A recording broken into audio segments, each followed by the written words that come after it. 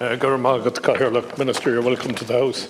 Minister, last evening in his speech to the Dáil, Minister Ryan clearly and unambiguously informed the House that there is, should have informed the House, should I say, that there is no act of the Oireachtas on the statute books given legal responsibility for Irish SAR to the Irish Aviation Authority. Let me say that again. Today, as I speak, the IAA is not legally responsible for Irish SAR. This is a jaw-dropping and scandal of monumental proportions. It's distressing to have to address this House on the tragic loss of Rescue 116 and her 4 valiant crew members, Dara Fitzpatrick, Paul Duffy, Kieran Smith and Paul Ormsby, at Blackrock Island in 2017. And today I offer my condolences to the families and call on those close to them to ensure that they get legal advice for whichever jurisdiction they may deem best for them. Indeed, it's a tragedy, but one that should have been avoided long before the helicopter took to the sky. The litany of abysmal failures of ministers and senior civil servants at the Department of Transport, the Irish Coast Guard, the Irish Aviation Authority, and most especially the operator CHC DAC, have had grave and unacceptable ramifications. Those who held a ministerial brief or had a management role in these organisations, especially since 2010, need to reflect honestly on their respective records. CHC must not be allowed to tender for any part of the next SAR contract. The current procurement process must be halted in light of this report, and we must have some part of the next contract provided by our sovereign service, the Irish Air Corps. The Department of Transport has failed and incredibly continues this very day to fail to legislate and legally assign responsibility for SAR regulation and operational safety to appropriate Irish entity, the Irish Aviation Authority. A 2010 report on constructing a future Irish airborne SAR service, chaired by the then head of the Irish Coast Guard, Chris Reynolds, sensibly recommended that the IAA legally oversee SAR safety and operations. In 2014, the IAA, acting on its own initiative, published a notice regarding SAR safety and operations. However, the notice had no legal import, as the Department of Transport had failed to legislate, given legal responsibility for SAR oversight to the IAA. 11 years later, 4 lives lost, the Department has still not given that legal responsibility to the IAA. It is astonishing, reckless and barely believable.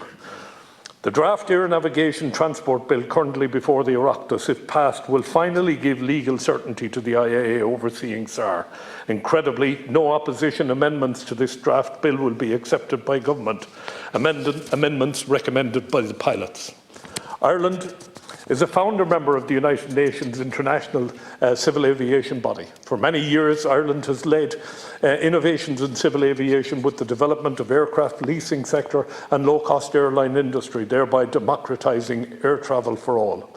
The R116 report casts a dark shadow over these achievements, highlighting a catalogue of errors, omissions, faulty communications procedures, substandard navigation route designs, use of maps not fit for the purpose for which they're being used, and a continuing lacuna in the law, meaning there is no entity with legal oversight for Irish SAR. I believe that R116 disaster was preventable, that SAR crews, their families and the citizens of Ireland have been failed. R116 should not have been out on that ill-fated night, tasked with providing top-cover air communications. This is most effectively provided by fixed-wing aircraft because of their greater communication range. At the time, reckless government policy had resulted in the inability of the Air Corps to provide fixed-wing top cover on a 24/7 basis due to pilot shortage. The Air Corps was then officially only able to provide fixed-wing top cover on an as-available basis. In 2015 and 2016, respectively, boards convened by the Department of Defence recommended a retention policy with financial incentives for Air Corps pilots to remain in state service. Both reports were left gathering dust and the Air Corps pilot shortage continued. Since the R116 tragedy, a proper pilot retention policy was put in place in the Air Corps. It has been a success, but still has some way to go. Let us join the dots, Minister. If in 2015 and 2016 boards recommending Air Corps pilot retention had been acted upon, we would have had 24/7 Air Corps fixed-wing capability, and most probably would have been in place in 2017, and R116 would not have had to take on that fateful mission. Ireland is one of only 2 European countries that have privatised its SAR service. The other is the UK. But unlike Ireland, however, the UK has a substantial sovereign SAR capability in both helicopters and fixed-wing aircraft via the RAF. Ireland has failed to properly resource our Air Corps in aircraft and personnel in order to retain an appropriate sovereign capability. All responsible states retain a sovereign SAR capability for 2 reasons. Firstly, in case of loss of privatised SAR service due to industrial action, and secondly, in the unlikely event that an entire fleet of aircraft would be grounded for technical reasons. Ireland has recklessly allowed our Air Corps to be under-resourced in aircraft and crews despite countless warnings of this folly. In 2011, the £6 billion UK SAR bidding process was halted when a scandal broke. An inquiry during the bidding process revealed that there was wide insider trading of a kind. An official in the ministry was leaking information on the bidding to one company. That company was CHC, who were then the preferred bidder for the UK, but ultimately they were removed from the process.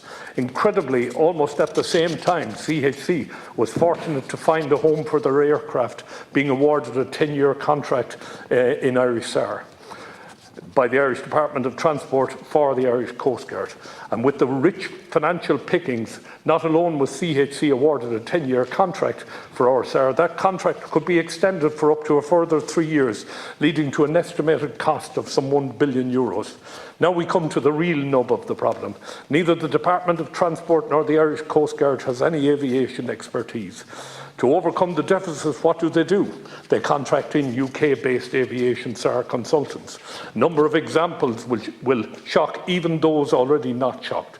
Post Rescue 116 tragedy, after the draft final report was published, a review body was set up by the department and a UK expert appointed to the body. Guess what? Within a short period of time, that expert had to resign because of an identified conflict of interest. Who vetted his appointment? Yet another example, post R116 tragedy, the Department of Transport awarded a tender to another UK-based company called Air Assurance to advise on aviation compliance, a one-man operation company, and when contracted by the department had a turnover in the previous year of 40,000 sterling and only one continuing contract. Most incredibly, post Rescue 116 tragedy, the department decided to recruit an aviation manager in the Irish Coast Guard. This competition had a closing date for receipt of applicants on Thursday, the 3rd of December 2020, 1 year ago. Guess what? The position remains unfilled to this day. The pre-procurement process for the next 10-year SAR contract has been ongoing for some time. The department contracted KPMG to produce a business case for the proposed contract. Astonishingly, KPMG has no suitable internal aviation expertise in this space. So what does it do? KPMG contracts a UK-based company called Fraser Nash to be its aviation advisor. Guess what? Fraser Nash, at the time of the contract, is owned by an aviation company called Babcock, a likely bidder for the Irish upcoming 10-year contract. Did Fraser Nash and KPMG recommend in the business case the Department of Transport at the Irish Coast Guard for the next SAR contract? Did they recommend that the Air Corps should be excluded from any part of the helicopter element of the next SAR contract? Even the East Coast helicopter SAR service, which the Air Corps can easily deliver with state-owned assets and state-paid crews from Baldonnel. After all, why wouldn't Fraser Nash and KPMG make such a recommendation? More gravy for the boys and girls in the UK-based aviation companies, milking the Irish exchequer with substandard equipment and outputs this past 10 years and continuing. Awarding Irish SAR delivery solely to the UK-based clubby boys just referenced, the private operators, continues the gravy train for them and degrades sovereign Air Corps capability. The business case produced by KPMG and Fraser Nash from your department has not been published for reasons which are entirely spurious and suspicious. In the public interest, it must be published before any formal tendering process for the next 10-year contract begins. The Irish Coast Guard has recently come to further unwelcome attention in reports by the CNAG and the Public Accounts Committee. The real culprit is not the Coast Guard, it's the Department of Transport itself. Firstly, it was revealed that the state paid $7.5 million in 2013 to retrofit the cockpits of CHC's helicopters to make them night vision goggle compatible. In addition, the state bought night vision goggles and ancillary night vision equipment, along with providing a budget for the conversion training of CHC pilots for night vision operation. The training has not yet been completed.